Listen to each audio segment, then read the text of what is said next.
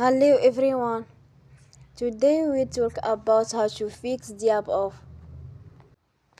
Viber. We will go to settings, and then we click on apps.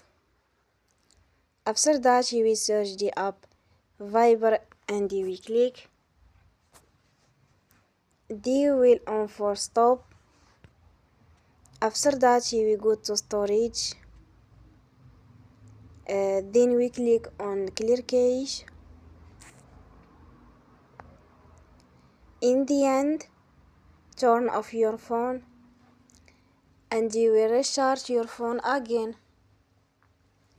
Don't forget to support us by like and subscribe. See you next time and thank you for watching.